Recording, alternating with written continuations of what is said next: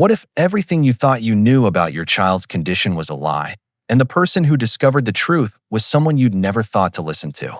This is the story of Alexander Chun, the blind son of a Silicon Valley billionaire, and Maria Santos, the gardener whose simple observation would expose a decade of medical negligence and corporate conspiracy that kept a child in darkness when he should have been able to see. It's a warm September afternoon in 2020 at the Chun estate in Palo Alto, California, a sprawling property worth $45 million with grounds maintained by a staff of 12. Alexander Chun, 11 years old, sits on a stone bench in the rose garden running his fingers over Braille pages, a daily ritual his tutors encourage to keep his literary skills sharp. He's been blind since birth, or so everyone believes. His parents, the parade of specialists they've consulted, the exclusive Vision Institute that's been treating him since infancy. His father, David Chun, made his billions in pharmaceutical distribution, and he spared no expense seeking treatments for his son's condition.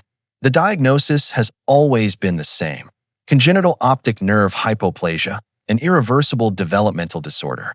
Alexander has lived his entire life in darkness, learning to navigate a world he's never seen, while his father's wealth has bought him every accommodation except the one thing that matters most: sight. Maria Santos, 53 years old, has been the head gardener at the Chun estate for 6 years. She immigrated from the Philippines 20 years ago, putting 2 children through college on her modest salary while sending money back to family in Manila. She's quiet and unassuming, the kind of employee wealthy families barely notice beyond ensuring the hedges are trimmed and the flowers are blooming. But Maria notices everything, particularly Alexander, who spends hours in the garden she tends. Over the months, she's observed something that troubles her deeply, something that doesn't align with what she's been told about his condition. When Alexander faces directly toward bright sunlight, she's seen him flinch and turn his head away. When a soccer ball rolls past him, she's noticed his head track the movement for just a moment before he resumes his stillness. These are micro-responses, barely perceptible, but to Maria, they suggest something impossible: that Alexander might have some light perception, possibly even motion detection, which shouldn't exist if his optic nerves are truly underdeveloped. For weeks, Maria wrestles with whether to say anything.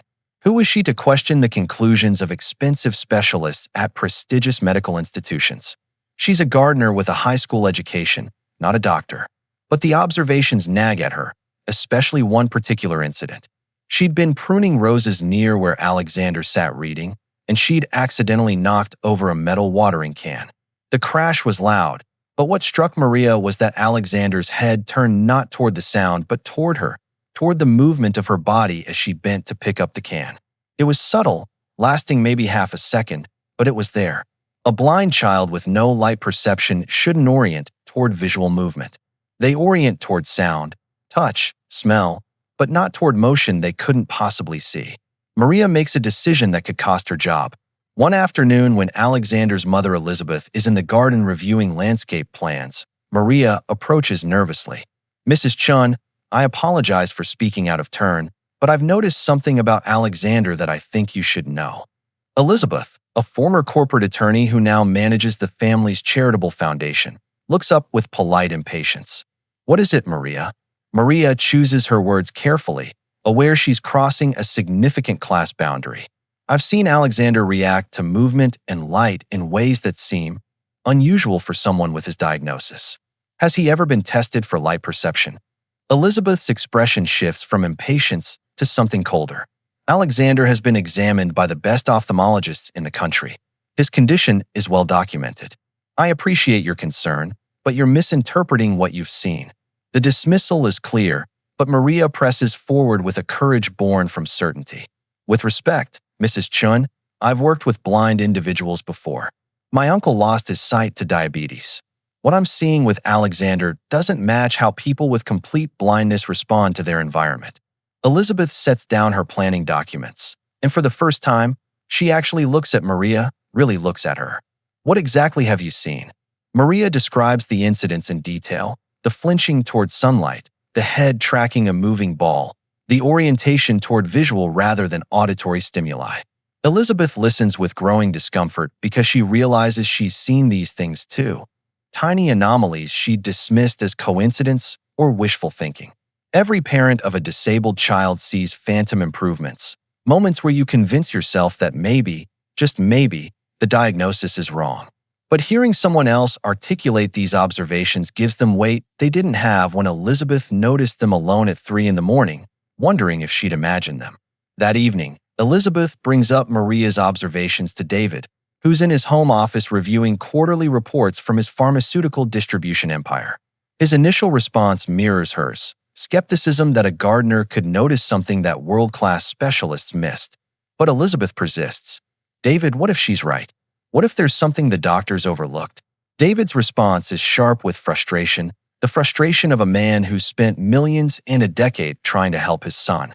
We've been to Johns Hopkins, Mass Eye and Ear, Stanford Medical Center. We flew specialists from Germany and Japan to examine him. You think our gardener knows more than they do. But Elizabeth sees something flicker in his expression, doubt, or maybe hope. She can't tell which. What does it cost to check? One more evaluation. If Maria's wrong, we've lost nothing. But if she's right. 3 weeks later, Alexander sits in an examination room at UC San Francisco Medical Center, not at the private vision institute that's been managing his care since infancy, but at a research hospital known for challenging diagnoses. Dr. Patricia Okonkwo, a pediatric neuro-ophthalmologist who specializes in complex vision disorders, conducts a battery of tests that differ significantly from Alexander's previous examinations. Where the institute had relied heavily on imaging and standard protocols, Dr. Okonkwo uses functional tests designed to detect minimal vision. She has Alexander sit in a completely dark room while she introduces pinpoint lights at various intensities and locations. She uses high-contrast moving patterns. She employs visual-evoked potential testing that measures electrical activity in the visual cortex when the eyes are stimulated. The tests last 4 hours, far longer than any previous evaluation. When Dr. Okonkwo finally meets with David and Elizabeth, her expression is troubled in a way that immediately puts them on edge. Your son is not completely blind, she says without preamble. He has light perception, motion detection, and possibly form perception in his right eye, with lesser but present function in his left eye. His visual acuity is severely impaired, probably around 20/800, but calling him blind with zero function is fundamentally incorrect. The silence in the consultation room is deafening. Elizabeth speaks first, her voice shaking. How is that possible? He was diagnosed at 6 months old. We've been told for 11 years that his optic nerves didn't develop properly. Dr. Okonkwo pulls up imaging from Alexander's file, comparing scans from infancy to current scans. His optic nerves are hypoplastic. That diagnosis was correct. But optic nerve hypoplasia exists on a spectrum. Some children have no functional vision, but others have significant residual vision that can be trained and developed. Looking at these images and comparing them to his functional tests, Alexander should have been in vision therapy and low vision training from early childhood. Instead, it appears he was written off as totally blind and never given appropriate interventions. David's business mind immediately grasps the implications. You're saying the Vision Institute misdiagnosed him? For 11 years, Dr. Okonkwo chooses her words carefully, aware she's criticizing one of the most prestigious vision centers in the country. I'm saying he was incompletely diagnosed. Total blindness was assumed rather than rigorously tested. Once that assumption entered his medical record, subsequent providers probably didn't question it. It's not malicious, but it's negligent. Your son has spent his entire life being told he can't see when he actually has functional vision that could have been developed. She pauses before delivering the devastating next part. The critical window for vision development is before age 7. We may have lost the optimal period for training his visual system, but we can still make improvements. He'll never have normal vision, but he doesn't have to live in the darkness you've all assumed was his permanent reality. The next 6 months are a whirlwind of intensive vision therapy, occupational therapy, and adjustments to every aspect of Alexander's life. He works with specialists who teach him to recognize and interpret the visual information his brain has been receiving but never learned to process. The improvements are gradual but profound. He learns to detect edges and boundaries. He can sense when someone enters a room by their movement. In high-contrast conditions, he can make out basic shapes. He'll never read standard print or drive a car, but the world shifts from complete darkness to a landscape of light, shadow, and form. For Alexander, who's never known anything else, these changes are simultaneously thrilling and disorienting. Everything he's been taught about his identity, that he's a blind child who navigates by sound and touch, suddenly requires revision. But David isn't satisfied with his son's improvement. He wants accountability. His legal team launches an investigation into the Vision Institute, and what they uncover is worse than anyone imagined. The Institute, it turns out, has been systematically overdiagnosing the severity of vision impairments in children for years. Why? Because children diagnosed as completely blind qualify for more comprehensive insurance coverage and higher reimbursement rates from both private insurers and government programs. Children with low vision receive less extensive coverage and generate less revenue. An internal whistleblower, a former therapist at the Institute, provides documentation showing that administrators pressured clinicians to diagnose on the severe end of the spectrum regardless of actual functional vision. Alexander wasn't the only victim. Dozens of children with residual vision had been declared completely blind to maximize billing. The scandal breaks publicly in March 2021 when David's attorneys file a massive lawsuit against the Vision Institute and its parent corporation. The case draws national media attention, not just because of David Chin's wealth and influence, but because it exposes a horrifying truth about how profit motives can corrupt medical care. The investigation reveals that the Institute's parent company is a healthcare conglomerate with significant investment from pharmaceutical companies, including competitors to David's own distribution business. The conspiracy theories write themselves, though no evidence emerges of targeted retaliation against David's family specifically. The corruption appears to be systemic rather than personal, which somehow makes it worse. These weren't villains targeting one child, but administrators creating a system that harmed countless children to improve their profit margins. The legal and regulatory fallout is extensive. The Vision Institute loses its accreditation and closes within a year. 3 administrators face criminal fraud charges. Over 200 families receive settlements after discovering their children had been misdiagnosed or undertreated. Insurance companies launch their own investigations into fraudulent billing. State medical boards implement new oversight protocols for pediatric vision diagnoses. David channels his anger into advocacy, establishing the Chun Foundation for Vision Justice with a $100 million endowment focused on providing free second opinions for families with children diagnosed with severe vision impairments. The foundation also funds research into vision restoration and lobbies for legislation, making systematic misdiagnosis a federal crime. Through all of this, Maria Santos continues tending the garden, her role in changing Alexander's life becoming somewhat legendary within the family, but remaining largely unknown to the public. Elizabeth insists on giving her a substantial bonus and offers to fund her retirement, but Maria declines the money. "I don't want payment for doing what was right," she tells Elizabeth. "But I would like Alexander to know that it's okay to question authority, even when authority comes with credentials and expensive offices. Sometimes the people closest to you see what the experts miss, and listening to them isn't weakness, it's wisdom."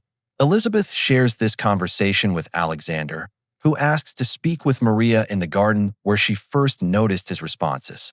Their conversation, which Alexander later describes in an essay for his high school admission portfolio, becomes a defining moment in his understanding of disability and identity.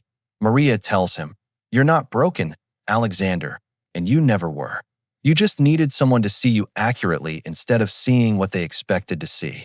Alexander, now able to detect her presence through movement and contrast even if he can't see her facial features clearly, responds with wisdom beyond his years. "I spent my whole life thinking I was one thing, and now I'm discovering I'm something else. But I'm also learning that I'm not defined by how much I can or can't see. I'm defined by how I navigate whatever vision I have." Maria nods, though Alexander can only perceive the motion, not the tears in her eyes. "That's exactly right. You're not a diagnosis. You're a person who happens to have low vision. There's a big difference." 2 years after Maria's initial observation, in the fall of 2022, Alexander gives his first public interview for a documentary about medical advocacy and patient rights. Now 13 and thriving in a specialized school that serves students with low vision, he's asked what he'd say to other families dealing with difficult diagnoses. His answer is powerful. Get second opinions. Third opinions. Listen to the people around you, even if they're not doctors. My gardener saved my vision, or at least helped me discover I had vision to save, because she paid attention and had the courage to speak up even when she knew she might be dismissed. How many other people are living with wrong diagnoses because no one questions the experts? How many kids like me are sitting in darkness that doesn't have to be complete darkness? The interviewer asks if he's angry about the lost years, the decades spent believing he was completely blind. Alexander considers carefully before answering. Sometimes. But I'm more grateful for who I am now than angry about who I was then. My mom says you can't change the past, only what you do with the information you have now. So that's what I'm doing. David Chun, in his portion of the same documentary, offers a different perspective shaped by guilt and determination. I built a fortune in healthcare distribution. I thought I understood the medical system. But I was so blinded by credentials and institutional prestige that I didn't question a diagnosis for 11 years, even when signs existed that something was wrong. It took our gardener, someone I'd barely had a real conversation with despite her working on our property for years, to see what I couldn't or wouldn't see. That's a humbling lesson about class, about expertise, about how we decide whose observations matter. I'll spend the rest of my life trying to prevent other families from making the same mistake I did, trusting institutions more than our own eyes and the insights of people we've been taught to dismiss. So what's the lesson from Alexander Chen's story? It's not just about one misdiagnosis or one gardener's keen observation, though both are remarkable. It's about how easily we defer to credentialed authority even when our instincts tell us something's wrong, how class and education bias what observations we take seriously, and how profit motives can corrupt even institutions we trust with our children's health.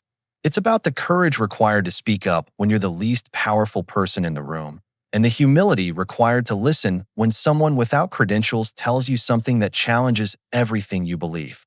Maria Santos didn't have medical training, but she had presence and attention and the willingness to risk her job for a child's well-being.